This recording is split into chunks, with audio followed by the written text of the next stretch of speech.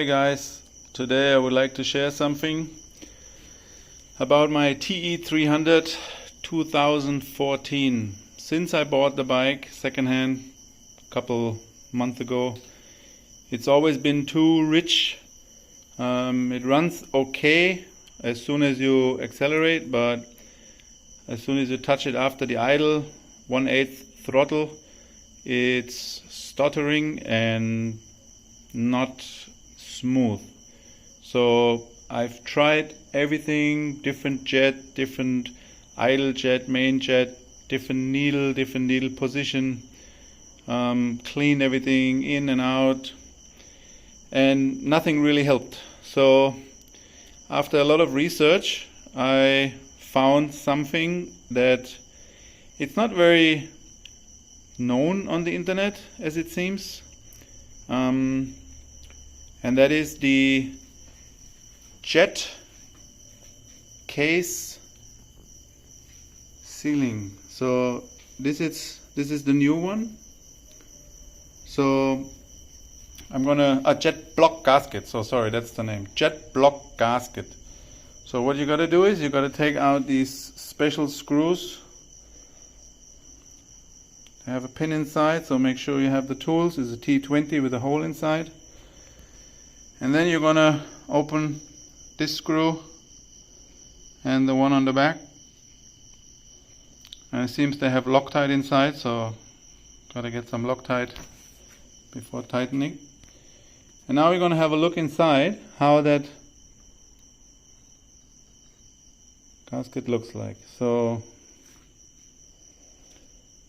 here we go. This is exactly what some people on the internet would describe and say, when these two holes get flat, then the mixture is not right anymore. So this gasket seems like it's very flat. So trying to get it focused here. It is very flat. So what we're going to do now is we're going to take it out, clean it, put the new one in, see that it fits right, and then I'll give you another shot after it's in. Okay, so part 2. Now the mid block is out, or jet block, and you can see the old one is totally flattened out. Try to get it in zoom. You can see from the side it's totally flattened out, and seems that this could be the issue, that the mixture is never right. It's always too rich. And the problem is now that the new gasket that I have is not fitting right. So I will put it on top. Give me 1 second. And you can see that the top ring will be too far out. Oh, sorry, I put it on the wrong side. So turn around.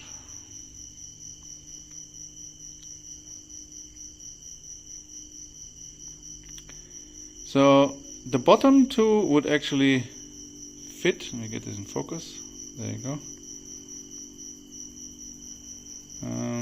So if it sits proper, the two rings would actually fit here. But the problem is the upper ring is sitting too far out. So even I put it back in, it's sitting even further out. Give me 1 sec. So if the gasket sits around the block correctly, then the ring is too far out. As my dealer told me now, seems like Kane had an update and there's a shorter version. So have to order this now from Moose Racing. Takes about 10 days, so I will shoot again when the new gasket arrives, and then we will put it in and see if the new gasket makes a difference. For everyone who wonders how it looks under the jet block, so this is the inside. This is where the two rings are. I'm going to clean that up. This is the single ring. So there's some left over from the old gasket. But that's pretty much it. So you just take the two screws out, take the block out, and then you have access to the gasket. Just have to make sure you got the right one. So I got the wrong one now, but no problem, we will order the right one. Okay, this is part 3. So I took off the old sealing, the old gasket. This is here, you can see it is very flattened out and it came off very difficult. You can see on the jet block you still have the residues from old benzene and old gasket here, so I have to clean that up. And the good news is I have received now the correct one. So this is the carburetor rebuild kit, and here's the correct gasket. So I'm going to clean the jet block and then I'm going to fit the new gasket into the jet block, and then we will have a look at it. Alright, so here's the moment of truth. This is the new gasket now in the jet block, and I can see that it now really stands above. So that should seal the two jet streams here. The rest of the gasket also fits very nicely. So this is definitely the right one. Cleaned it as good as I could. Seems to be alright. Now the tricky part is to get this into the carburetor again, because the gasket itself stands up a little bit. So I have to find a way to manage to get the gasket in that it sits properly in the rings and then lock it tight. So in the kit there's also 2 new screws. They have these special screws. Actually here they give you normal Allen, but the screws that were in the carb, they have these Torx with a hole in the middle. Difficult to focus, there you go. So in the kit they send you the right Torx with the hole, and the new screws is a normal Allen. So that's alright. Okay, I will assemble it and then show you the final result. Okay, jet block is back in the carburetor.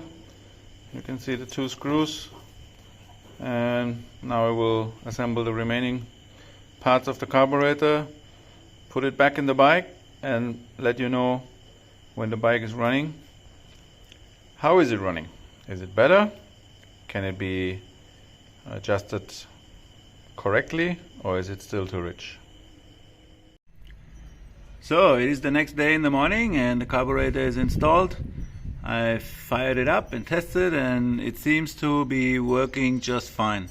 So I can finally adjust the air mixture on the idle screw again, and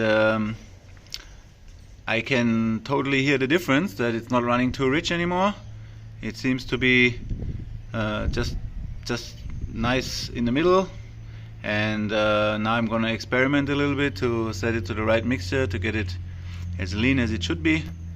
And yeah, so this installation of the new gasket was a full success. And another thing I recognized, it doesn't smoke anymore. So when I start it up, it doesn't smoke so much. It used to smoke quite heavily on the start, which was a sign that it's way too rich. So let me fire it up. Let's see. Oh, okay, that's one.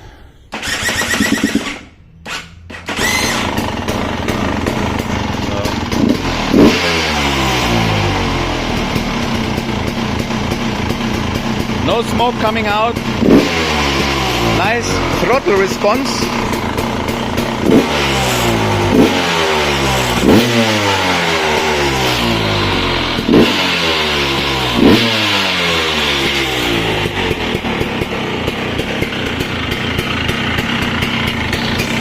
Sounds much leaner than before,